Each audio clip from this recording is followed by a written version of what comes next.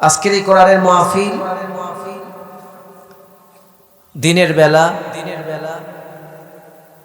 দিনের বেলা হলেও আলহামদুলিল্লাহ আপনারা বিভিন্ন কাজ ফেলায় আজকের এই মাহফিলকে সফল করার জন্য এখানে এসেছেন, বসেছেন। আল্লাহ তাআলা আসার মতো তৌফিক দান করেছেন। সেই জন্য মহান মাবুদের দরবারে শুকরিয়া আদায় করি, বলি আলহামদুলিল্লাহ। দরুদ এবং সালাম আমাদের প্রিয় হাবিবের প্রতি পড়ছি সাল্লাল্লাহু আলাইহি ওয়াসাল্লাম। আশা করছি আপনারা ভালো আছেন। কেমন আছেন সবাই? আল্লাহ তাআলা আমাদেরকে বিশেষ করে নতুন স্বাধীন বাংলাদেশ, স্বৈরাচার মুক্ত দেশে আমাদেরকে নতুনভাবে স্বাধীনভাবে কথা বলবার, আসার, বসার, মাহফিল আয়োজন করবার তৌফিক দান করেছেন। শুকরিয়া আদায় করে এই জন্য যে আল্লাহ তাআলা আমাদেরকে ভালো রেখেছেন, নিরাপদ রেখেছেন, বলি আলহামদুলিল্লাহ। কোরআনের মাহফিল, কিসের মাহফিল? কোরআনের মাহফিল। প্রিয় ভাইয়েরা, আমার বন্ধু আছে তো সহযোগিতা করতেছে আমাকে। যে সূরা থেকে আলোচনা শুরু করব সেই সূরাটির নাম সূরা বাকারা। সূরাটির নাম কি? বাকারা। বাকারা অর্থ হলো গাভী। এই সূরা প্রথম আয়াতে কারিমা আপনাদের সামনে তেলাওয়াত করেছি। এখান থেকেই আলোচনা শুরু করতে চাই। এই সূরাটি নাজিল হয়েছে মদিনায়। এই সূরাটির একটি ফজিলত আছে, তা হলো এই, কেউ যদি এই সূরাটি বাড়িতে তেলাওয়াত করে তাহলে আল্লাহর নবী বলেছেন, তাহলে সেই বাড়ি থেকে শয়তান পালিয়ে যাবে। সুবহানাল্লাহ বললো না তো? আর বাড়িতে যদি সকাল সন্ধ্যা নাচ গান, cinema, movie, Bangla Hindi serial লাগাইয়া দেন, শয়তান ঢুকবে না বেরোবে? আর বাড়িতে যদি রহমত, বরকত, আল্লাহর প্রশান্তি চান, তাহলে ঘরে ঘরে কোরআনের ছাত্র তৈরি হতে হবে। ঘরে ঘরে কোরআনে কারিমের তেলাওয়াত চালু করে দিতে হবে। সূরা বাকারার তেলাওয়াত চালু করতে হবে। তাহলে শয়তান দূর হয়ে যাবে, আল্লাহর রহমত ঘরের মধ্যে নাজিল হবে। ঠিক কিনা বলো মুসলমান? নবীজি বলেছেন, লা তাজআলু বুয়ুতাকুম মাকাবির, তোমরা তোমাদের বাড়িটাকে কবর বানায়ো না। ইন্নাশ শাইতানা ইয়ানফিরু মিনাল বাইতিল্লাযী তুকরাউ ফীহি সূরাতুল বাকারা, যেই বাড়িতে কোরআনে কারীমের সূরা বাকারা তেলাওয়াত হয় সেই বাড়ি থেকে শয়তান দূর হয়ে যায়। চিৎকার দিয়ে বলুন সুবহানাল্লাহ। নবীজি বলেছেন, তোমরা তোমাদের বাড়িটাকে আলোকিত করতে চাও, আমাদের বাড়িটা তো অন্ধকার। বর্তমান হিন্দি সিনেমা, বাংলা সিনেমা, মোবাইলে তো বাজে, বাড়িতে টিভিতেও বাজে। টিভি রাখছে এতেও সন্তুষ্ট নয়, আবার হাতে মোবাইল নিয়ে দেখে। হাতে মোবাইল আছে, আবার বাড়িতে টিভি জুড়ে দিয়ে দেখে। ঠিক কিনা বলুন? মানে ওইটা ছাড়া বাঁচে না। মোবাইল টিভি রাখে শোকেসের উপর, খাটের উপর বসে, রিমোটটা হাতে নেয়, টিপ দেয়, দেখতে দেখতে টিভির রিমোট ক্ষয়ে যায়। টিভি নতুন এনেছিল বিয়ের বছরে বাড়িতে, এরপর টিভি পুরাতন হয়ে কয়েকটা টিভি পরিবর্তন হয়েছে। আর বিয়ের দিনে শ্বশুর বাড়ি থেকে কিংবা কেউ একটা কোরআন গিফট করেছিল, সেই কোরআন রেখেছে মখমলের কাপড় দিয়ে পেঁচায়ে শোকেসের ভিতরে। সেই কোরআনের কাপড় এখনো পুরাতন হয়নি, কোরআনও পুরাতন হয়নি। কোরআন যেমন ছিল তেমন আছে। টিভি দেখতে দেখতে টিভি পুরাতন হয়ে গেছে। রিমোট টিপতে টিপতে রিমোট নষ্ট হয়ে নতুন রিমোট বাড়িতে এসেছে, কিন্তু কোরআন যেমন ছিল তেমনই আছে। কোরআনটা পড়ার ভাগ্যে জোটে নাই। এমন কপাল পোড়া পরিবার, এমন কপাল পোড়া বাড়ি, এমন দুর্ভাগা, এমন কপাল পোড়া, এমন বরকত শূন্য গজবের ঘর আছে না নাই? তাহলে ঘরটাকে যদি গজব মুক্ত করতে চান, ঘরটায় যদি সত্যি শান্তি চান, ঘরের মধ্যে যদি সত্যি রহমত চান, ওই ঘরের মধ্যে আজকে থেকে কোরআনের তেলাওয়াত চালু করতে হবে। যদি চালু করেন তাহলে আপনার বাড়িটা শান্তিময়, রহমতময়, বরকতময় করে দিবেন কে?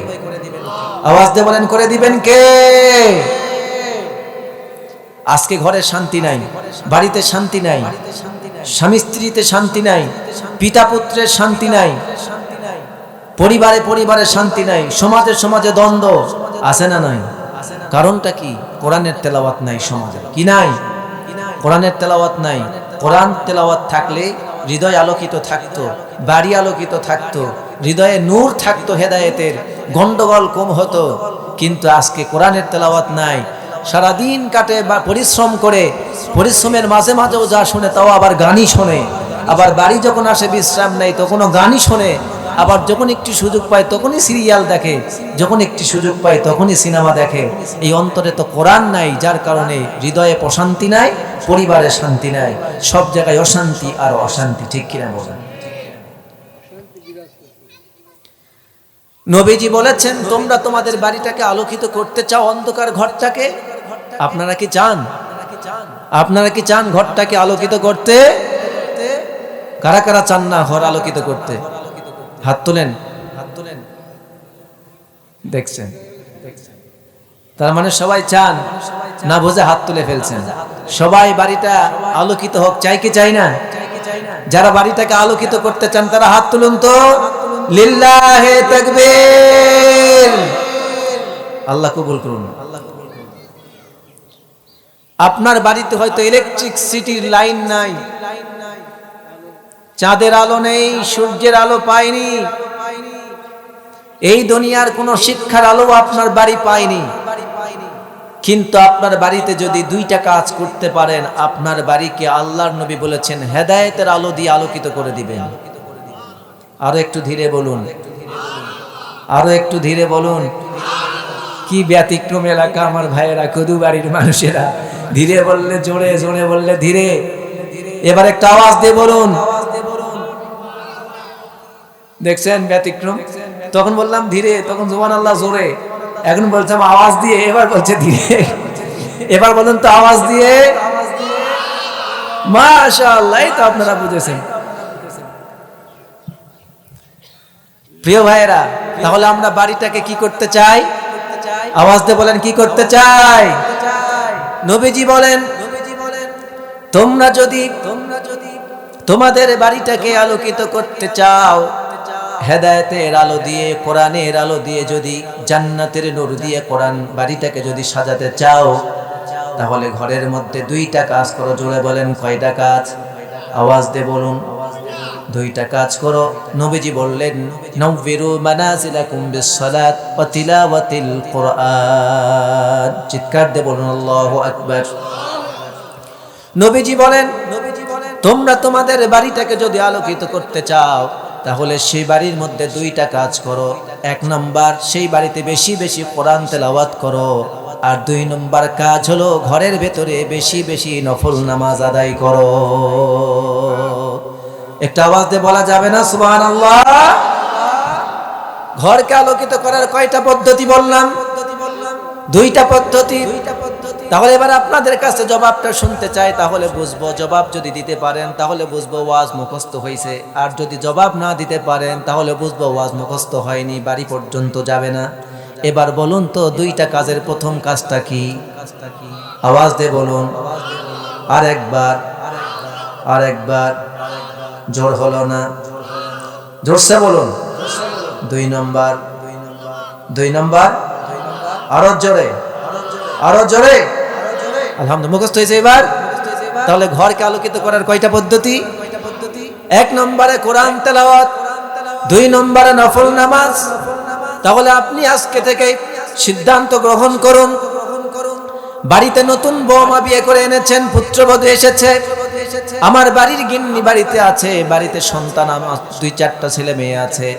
বাড়িতে আজকে গিয়ে রুটিন তৈরি করুন, আগামীকাল থেকেই দিনে একবার হলেও যেন বাড়িতে প্রত্যেকটা সন্তান অন্তত দিনে, কখন পারবে আর না পারবে জানি না, কিন্তু সকালবেলা, সবাই তো সারাদিন কাজ করে ফিরে আসে বাড়িতে, সকালবেলা বাড়িতে ঘুম থেকে ওঠে ফজরের নামাজে নিয়ে যাবেন। ফজরের নামাজ থেকে আসার পর অন্তত সর্বনিম্ন 10 মিনিট, আধা ঘন্টা হলেও আল্লাহর কালাম তেলাওয়াত করবে। তারপর যে যার কাজে যাবে, কোরআন তেলাওয়াত না করে বাড়ি থেকে বের হবেন না। তাহলে আল্লাহ রাব্বুল আলামিনের হাবিব সাল্লাল্লাহু আলাইহি ওয়াসাল্লাম বলেছেন, ওই বাড়িটাকে রব্বুল আলামিন হেদায়েতের আলো দিয়ে আলোকিত করে দিবেন। চিৎকার দিয়ে বলুন সুবহানাল্লাহ। তাহলে কোরআন পড়ার দরকার আছে না নাই? আজ মুসলমানদের ভিতরে শান্তি নাই, তার কারণ হলো আমরা কোরআন অনুসরণ করি না, কোরআন পড়ি না। এই জন্য কবি সুন্দর করে বলেছেন, জামানা মুআজ্জাজ হামিলে কুরআহু কর, और तुम जलील खबर हुए तारिके कुरआन होकर। সেই জামানার মুসলিম ছিল চির উন্নত, কোরআন অনুসরণ করে। এই জামানার মুসলিম লাঞ্ছিত হয়েছ আজ কোরআন বর্জন করে। ওরে মুমিন তুই নহিস ভিখারি, জুয়াদানে তোর কোহিনূর, সেই রত্ন তুই অবহেলে ফেলে রেখেছিস তাকের তলে। তাই রে বেকুফ তুই, তাই রে ফতুর। ঠিক কিনা বলুন? আজকে মুসলিম ফকির লাঞ্ছিত, অপমানিত, পদদলিত, দেশে এবং বিদেশে সারা বিশ্বের মুসলমান আজ লাঞ্ছিত একটি মাত্র কারণ, তারা উপন্যাস ধরেছে, নোবেল নাটক ধরেছে, সিরিয়াল ধরেছে, মুভি সিনেমা ধরেছে। কবি সাহিত্যিকের গল্প পড়তে সমস্যা নাই, কিন্তু কোরআনটা হাতে নিতে সমস্যা। কোরআন পড়ার সময় নাই, পৃথিবীর সব দেখার, সব শোনার, সব জানার, সব গল্প করার সময় আছে, কোরআন পড়ার সময় নাই। যার কারণে মুসলিম আর লাঞ্ছিত, অপমানিত, সব জায়গায় মার খাচ্ছে। ঘরেও শান্তি নাই, বাইরেও শান্তি নাই। ছেলেগুলি আজ পিতা মাতার অবাধ্য হচ্ছে। আসতে বলুন ঠিক কিনা মুসলমান?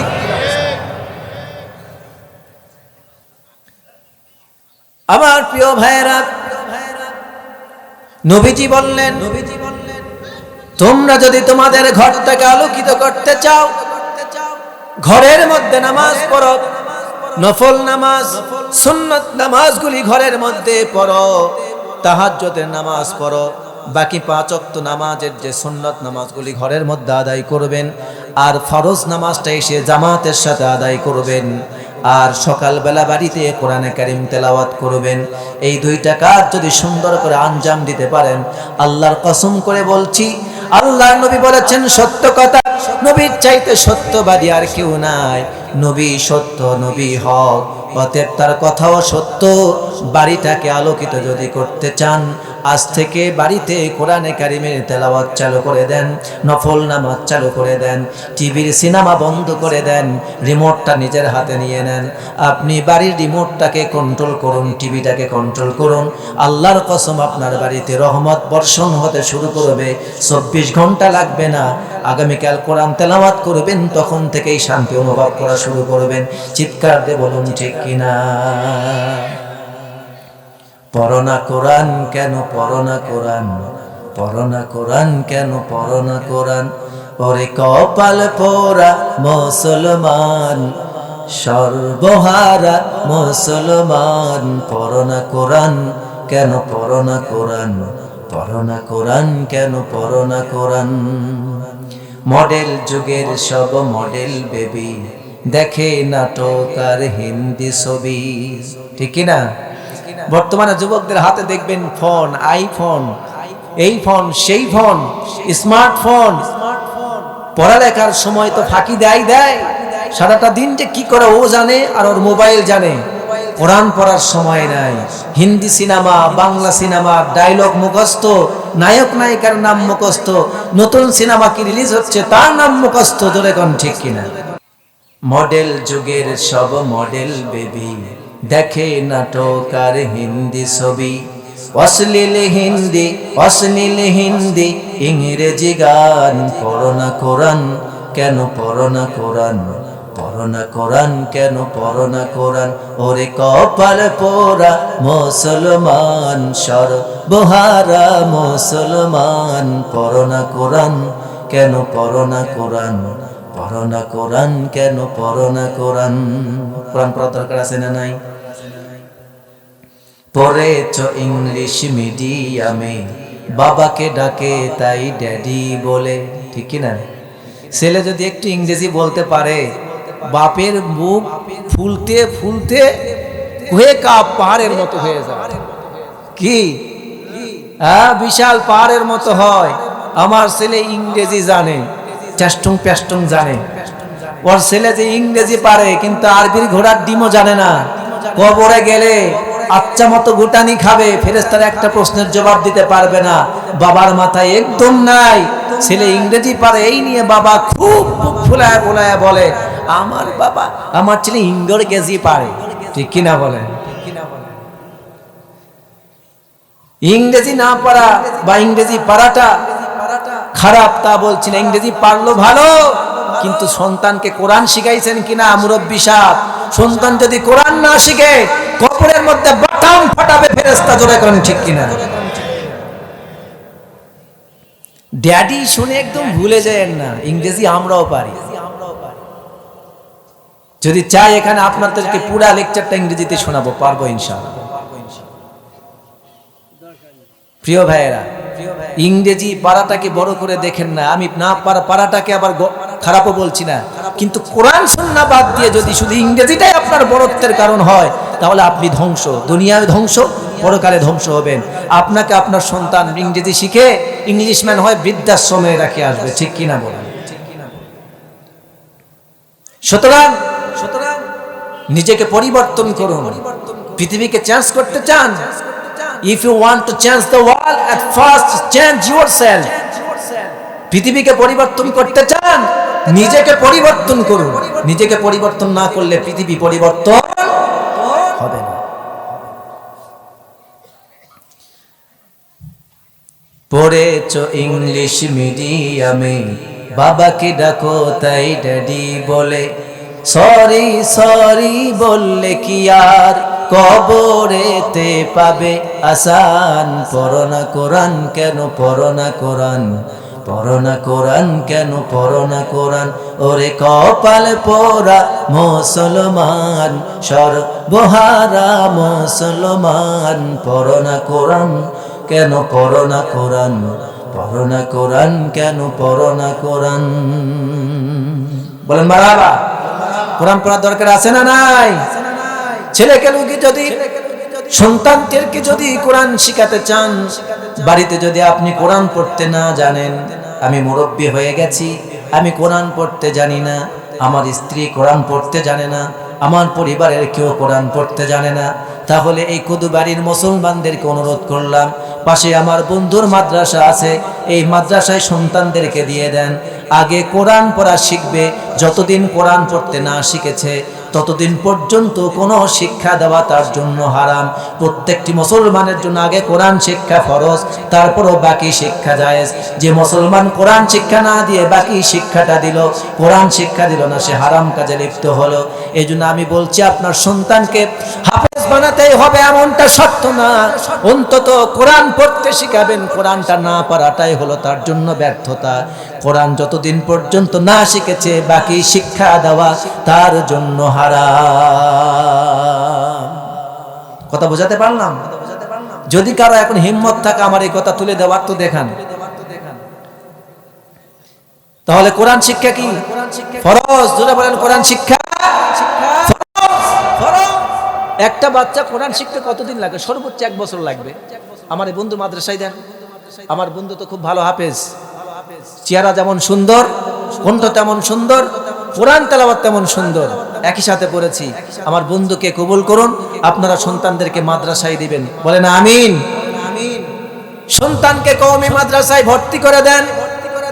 যদি ইলম শিখাতে চান, মাদ্রাসায়, নুরানি মাদ্রাসায় ভর্তি করে দেন। কারণ এখন কিন্তু কোরআন যেন না শিখতে পারে, সেই জন্য বাংলাদেশে বহু ষড়যন্ত্র চালু হয়ে গেছে, থিয়েটার চালু হয়েছে, গানের প্রশিক্ষণ কেন্দ্র, শিল্পকলা চালু হয়েছে, কিন্ডারগার্টেন চালু হয়েছে। এখন যদি সন্তানকে আপনি কোরআন শিখাতে চান, নুরানি মাদ্রাসায় ভর্তি করা ছাড়া উপায় নাই।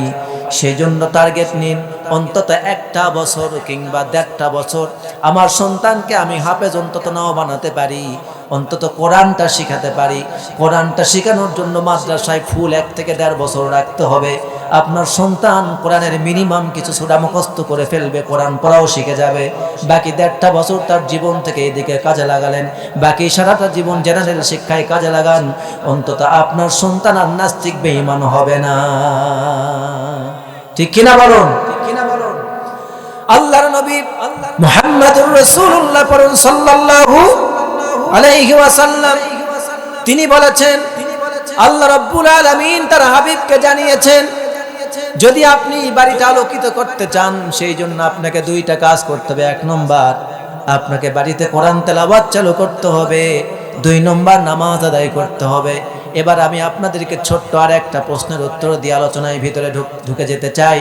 বলুন তো আমরা আমাদের হৃদয়টাকে আলোকিত করতে চাই কি চাই না? আওয়াজ দিয়ে বলেন, চাই কি চাই না? আমি এবার একটা প্রশ্ন করি, বলুন তো ঘর আলোকিত করার উত্তর পেলাম, হৃদয় আলোকিত করার উত্তর কি বলেন? হ্যাঁ, হৃদয় কি দিয়ে আলোকিত হয়? আর কারো উত্তর জানা আছে? এই ছাড়া? আচ্ছা, নবীজি বলছেন তোমরা যদি হৃদয়কে আলোকিত করতে চাও, হৃদয়কে যদি তোমরা হেদায়েতের নূর দিয়ে আলোকিত করতে চাও, তাহলে তোমাদের কি করতে হবে? নবীজি বলেন দীর্ঘদিন একটা লোহাকে যদি পানির মধ্যে ফেলায় রাখো, ওই লোহাটার মধ্যে মরিচা ধরে যায়, জাংরা ধরে যায়। এই লোহা পরিষ্কার করার জন্য যেমন রাতের দরকার হয়, অনুরূপভাবে মানুষের ঈমান, মানুষের অন্তর গুনাহ করতে করতে এক পর্যায়ে সেই হৃদয়ের মধ্যে কালো দাগ পড়ে যায়, গুনার দাগ পড়ে যায়। এই হৃদয়টাকে কেউ যদি আলোকিত করতে চায়, তাহলে তার অন্তরকে আলোকিত করার জন্য, ঘষে মেজে পরিষ্কার করার জন্য 2টা রাতের প্রয়োজন। জোরে বলেন কয়টা? 2টা রাত প্রয়োজন। 1 নম্বরে নবীজি বলেন তাকে তেলাওয়াত করতে হবে কোরআন। আল্লাহর নবী বলেছেন যিকরু তেলাওয়াতিল কোরআন, 1 নম্বর কোরআনে কারীম তেলাওয়াত করো, তোমার হৃদয়ের জংরা দূর হয়ে যাবে। আর 2 নম্বর বেশি বেশি মৃত্যুর কথা স্মরণ করো।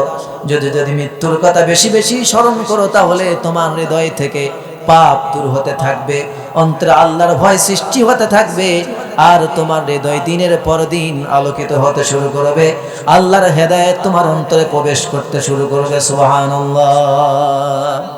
তাহলে 2টা কাজ করতে হবে। কয়টা কাজ? ঘর আলোকিতের জন্য কয়টা কাজ?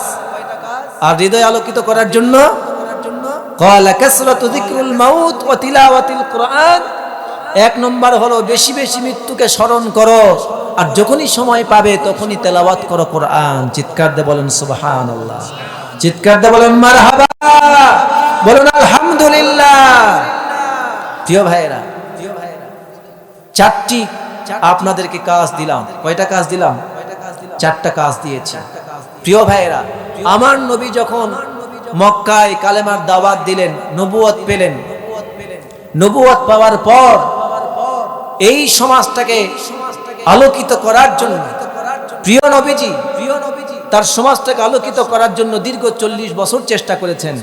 সমাজটাকে নেশামুক্ত, জেনামুক্ত, ধর্ষণ মুক্ত, খুন মুক্ত, সুদ মুক্ত, শিরিক মুক্ত করতে পেরেছিলেন?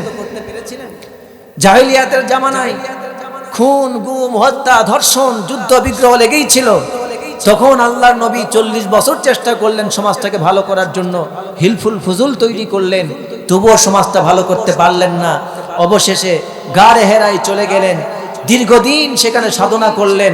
এরপর আল্লাহর পক্ষ থেকে 40 বছর বয়সে আল্লাহর নবীর উপর নাজিল হলো একখানা কোরআন। জোরে বলেন ঠিক কিনা? যেই গ্রন্থটা তার উপরে নাজিল হলো তার নাম কি? আওয়াজ দিয়ে বলুন, কোরআন। ওই গ্রন্থটার নাম হলো কোরআন। কয়েকখানা আয়াত আল্লাহ রাব্বুল আলামিন তার উপর নাজিল করলেন, 5খানা আয়াত। জোরে বলেন কয়টা আয়াত? আল্লাহ রাব্বুল আলামিন তার নবীর উপর 5খানা আয়াত নাজিল করলেন। ইকরা বিসমি রাব্বিকাল্লাযী খালাক, খালাকাল ইনসানা মিন আলাক, ইকরা ওয়া রাব্বুকাল আকরাম আল্লাযী আল্লামা বিল কলম আল্লামাল ইনসান মা লাম ইয়ালাম। চিৎকার দিয়ে বলুন আল্লাহু আকবার। এই আয়াতের অর্থ আপনাদেরকে আমি বলবো না, শুধু আপনাদেরকে শিক্ষাটুকুন বলতে চাই। আল্লাহর নবীর উপর আল্লাহ রাব্বুল আলামিন সর্বপ্রথম নাজিল করলেন কোরআন। এই জন্য কারণ গোটা সমাজটা যখন আল্লাহর নবী ভালো করতে পারলেন না, আল্লাহ রাব্বুল আলামিন তার উপর কোরআনে কারীমের আয়াত নাজিল করে এটা শিক্ষা দিলেন। প্রথম যে আয়াতটা নাজিল করেছেন, ইকরা বিসমি রাব্বিকাল্লাযী খালাক, পড়ুন আপনার রবের নামে, যিনি আপনাকে সৃষ্টি করেছেন। আল্লাহ রাব্বুল আলামিন সর্বপ্রথম তার নবীকে যেই শিক্ষাটা দিয়েছেন তা হলো এই দুনিয়ার সর্বপ্রথম জিন্দেগিটা, পড়ালেখার জিন্দেগি শুরু হবে, জ্ঞানের জগৎ শুরু হবে রবের শিক্ষা দিয়ে। রবের শিক্ষা বাদ দিয়ে কোনো মানুষের জন্য জ্ঞানের জগৎ অন্য কারো নামে শিক্ষা শুরু হতে পারে না। জীবনের মুসলমানের সর্বপ্রথম যে শিক্ষাটা চালু হবে সেটা হবে রবের নামের শিক্ষা। জোরে কোন ঠিক কিনা?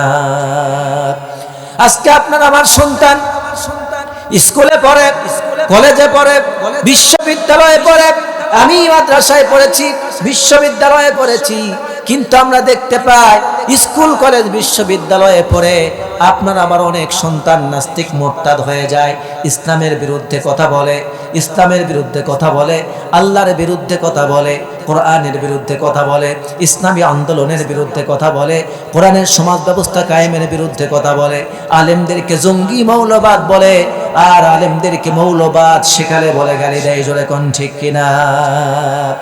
আমার প্রিয় ভাইয়েরা, আপনার সন্তানদেরকে কোরআনের টিকা যদি দিতে না পারেন, একটা মানুষের যেমন জন্ম হওয়ার পর ছোট্টবেলায় যেমন 6 মাসের টিকা দেওয়া হয়, 1 বছর পর টিকা দেয়, 5 বছর পর টিকা দেয়, এই জন্য টিকা দেওয়ার পর ওই সন্তানটার যেমন ধনষ্টঙ্কা রোগ না হয়, প্রতিবন্ধী না হয়, যেন কোনো অসুস্থতা তাকে পেয়ে না বসে, এই জন্য যেমন টিকা দিয়ে বাচ্চাটাকে সুস্থ রাখার প্রয়োজন পড়ে, অনুরূপভাবে একটা সন্তানকে আপনি যদি ইমানদার রাখতে চান, তাকে যদি আপনি ইসলামের পথে রাখতে চান, আল্লাহকে যদি চিনাতে চান, নাস্তিক মোরতাদ যেন না হয়, কোরআন বিরোধী যেন না হয়, সমাজ বিরোধী যেন না হয়, কোরআনের সমাজ বিরোধী যেন না হয়, আল্লাহ বিরোধী যেন না হয়, রাসূল বিরোধী যেন না হয়, সেই জন্য আপনার সন্তানকে সর্বপ্রথম কোরআন নামক টিকা শিক্ষা দিলে আপনার সন্তানের ঈমান বাঁচবে, তার আমল বাঁচবে। আর কোরআন নামক টিকা যদি তার শরীরে ভ্যাকসিন না দেন, তাহলে আপনার সন্তান দুনিয়ার যত শিক্ষা পাবে, শিক্ষা পাওয়ার পর বড় হয়ে দেখবেন নাস্তিক মোরতাদ হয়ে যাবে, দুর্নীতিবাজ হয়ে যাবে, কুলাঙ্গার সন্তান হবে। আপনার সন্তান ইসলামের বিরুদ্ধে কথা বলবে, মা বাপকে বৃদ্ধাশ্রমে রেখে আসবে, মা বাবার আনুগত্য খেদমত করবে না, এমন কুলাঙ্গার সন্তান দুনিয়ার বুকে আছে না নাই? তাহলে কি কথাটা বুঝাতে পারলাম? তাহলে সন্তানকে প্রথমে কি শিক্ষা দিতে হবে? আওয়াজ দিয়ে বলুন, কি শিক্ষা? কোরআন শিক্ষা দিতে হবে। এই জন্য প্রথম সূরাটাই শুরু হয়েছে বাকারা, মানে গাভী। তোমার গরুগুলাকে যদি মানুষ বানাতে চাও, কোরআনের ফরমার মধ্যে ঢোকাও, তাহলে গরু থেকে মানুষ হয়ে যাবে। চিৎকার দিয়ে বলুন আল্লাহু আকবার। সন্তানকে মানুষ বানাতে চাই কি চাই না? সন্তানগুলিকে আসলে মানুষ বানাতে চাই কি চাই না? যদি মানুষরূপী মনুষ্যত্বতার মধ্যে দান করতে চায়, কোরআনের যদি ইনসানিয়াত তার ভিতরে রাখতে চায়, তাহলে তাকে একটা শিক্ষা দিতে হবে, কোরআনের শিক্ষা। জোরে বলেন, কিসের শিক্ষা? কোরআনের শিক্ষা দিতে হবে। রাজি আছেন সবাই? আল্লাহ কবুল করুন, বলুন আমিন। আমার প্রিয় ভাইয়েরা, সূরা বাকারার প্রথম একটু ফজিলত আপনাদের সামনে বললাম, পাশাপাশি একটু শিক্ষার কথা বললাম। সেই জন্য আমাদেরকে একটি জিনিস করতে হবে, কোরআনের শিক্ষা, কোরআনের তেলাওয়াত, বাড়িতে নামাজ চালু রাখতে হবে। আল্লাহ তাআলা আমাদেরকে তৌফিক দান করুন, বলুন আমিন। এবার আসুন আমি মূল আলোচনায় চলে যেতে চাই, আমার সঙ্গে পড়ুন। রাজি আছেন না নাই? কথা কি খারাপ লাগতেছে? শিক্ষা পাচ্ছেন কিনা? একটু আগে আরেকবার তাকবীর দেন তো, হাত তুলে, লিল্লাহি তাকবীর। হাতটা তুলুন সবাই, হাতটা তুলুন। এবার দেখি, আমি তো বারবার তাকবীর দিলাম, আপনাদের মধ্যে থেকে কেউ মুজাহিদ আছে কিনা তাকবীর দেওয়ার? দেখি।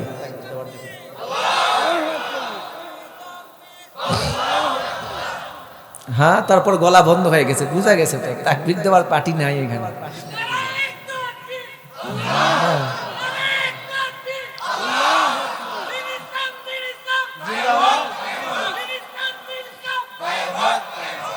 মাশাআল্লাহ, এইবার পেলাম, ভালো লাগলো, ভালো লাগলো।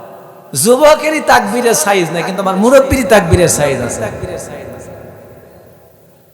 আমার প্রিয় ভাইরা, এবার আমার সঙ্গে পড়ুন। আউযু বিল্লাহি মিনাশ শাইতানির রাজীম। বিসমিল্লাহির রহমানির রহিম।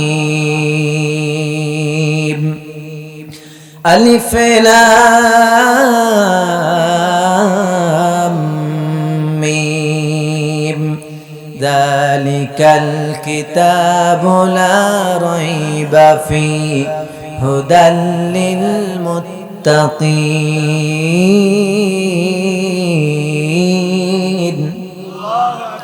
আরেকটু আওয়াজ দিয়ে বলেন আল্লাহু আকবার। আলিফ লাম মিম। আপনারা যারা তাফসীর শুনতে এসেছেন, এবার আমি তাফসীর শুরু করলাম। আলিফ লাম মিম এটি হলো হরফে মুকাত্তাআত। কোরআনে কারিমে আল্লাহ রাব্বুল আলামিন অনেক সূরার শুরুতে এরকম বেশ কিছু শব্দ দিয়ে রেখেছেন, যেমন ইয়াসিন, আলিফ লাম রা, হামিম, ইয়াসিন,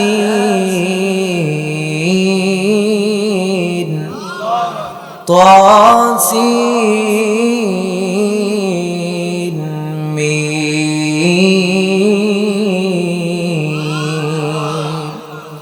আল্লাহ রাব্বুল আলামিন কোরআনের ভেতরে এরকম বিচ্ছিন্ন শব্দ অনেক জায়গায় দিয়ে রেখেছেন। এই শব্দকে বলে হরফে মুকাত্তাআত। একটু আপনার আওয়াজ দিয়ে বলুন তো কি বললাম? হরফে মুকাত্তাআত অর্থ হলো বিচ্ছিন্ন হরফ। এই অর্থগুলি আল্লাহ পাক এগুলি কেন দিয়েছেন? এটার মুরাদা কি? দুইটা মুরাদা। এক নাম্বার হলো এর উদ্দেশ্য আল্লাহ রাব্বুল আলামিন কোরআনকে চ্যালেঞ্জ জানিয়েছেন কাফের মুশরিকদের বিরুদ্ধে। মক্কায় যখন আল্লাহর নবী কোরআনে কারীম তাদেরকে তেলাওয়াত করে করে শোনাচ্ছিলেন, তখন অনেক মক্কার কাফেররা বলতেছিল, মুহাম্মদ তুমি যে কোরআন তেলাওয়াত করে আমাদের সামনে শোনাও, এই কোরআন তো আমরাও নিজেরাও তৈরি করতে পারি, রচনা করতে পারি, এসব আরবি বাক্য আমরাও রচনা করতে পারবো, তুমি কোথা থেকে কোরআন বানিয়ে বানিয়ে বলো। এরকম বলেছিল কিনা? আল্লাহর নবী মুহাম্মদুর রাসূলুল্লাহ সাল্লাল্লাহু আলাইহি ওয়াসাল্লাম তাকে যখন এইভাবে কথা বলল, আল্লাহ রাব্বুল আলামিন তখন চ্যালেঞ্জ দিয়ে বলল, ও কাফেরেরা, তোমাদের কাছে তো এমন আলিফ বা তা সা জিম হা খ দাল জাল র জা সিন শিন সাদ দাদ ত জ আইন গাইন ফা কফ কাফ লাম মিম নুন ওয়াও হা হামজা ইয়া, এই অক্ষরগুলা তো তোমাদের কাছেও আছে। আল্লাহ আলামিন কোরআন নাজিল করেছি। তোমরা যদি খুব বড় পারদর্শী হয়ে থাকো, খুব বড় সাহিত্যিক হয়ে থাকো, কবি যদি হয়ে থাকো, তাহলে তোমরা আমার কোরআনের মতো করে একটা কোরআন রচনা করে আমার সামনে পেশ করো, তাহলে বুঝবো কোরআন মুহাম্মদ বানিয়ে বলে। আর যদি রচনা করতে না পারো, তাহলে আত্মসমর্পণ করো, আমি আল্লাহ কোরআন নাজিল করেছি, ঈমান আনো রাসূলের প্রতি, ঈমান আনো আল্লাহর প্রতি, তাহলে আল্লাহ রাব্বুল আলামিন তোমাদেরকে জাহান্নামের আগুন থেকে বাঁচিয়ে দিবেন। চিৎকার দিয়ে বলুন সুবহানাল্লাহ। আল্লাহ রাব্বুল আলামিন চ্যালেঞ্জ করলেন, ওয়া ইন কুনতুম ফি রাইবিন মিম্মা নাযালনা আলা আবদিনা ফাআতু বিসূরাতিন মিন মিছলিহি ওয়াদউ শুহাদাআকুম মিন দুনিল্লাহ ইন কুনতুম সাদিকিন। চিৎকার দেবেন আল্লাহু আকবার। দোয়া করবেন আপনারা আমার জন্য। আপনাদের সামনে যদি আবার সুযোগ পাই খিদমতে আলোচনা করবার মতো আলোচনা করব ইনশাআল্লাহ। আপনারা ভালো থাকুন, সুস্থ থাকুন। আল্লাহ তাআলা আপনাদের সবাইকে কোরআনের আলোয় আলোকিত করে বাড়িতে ফিরে যাওয়ার তৌফিক দান করুন, আমিন। সুবহানাকাল্লাহুম্মা ওয়া বিহামদিক আশহাদু আল্লা ইলাহা ইল্লা আনতা আস্তাগফিরুকা ওয়া আতুবু ইলাইক। আসসালামু আলাইকুম ওয়া রাহমাতুল্লাহি ওয়া বারাকাতুহু।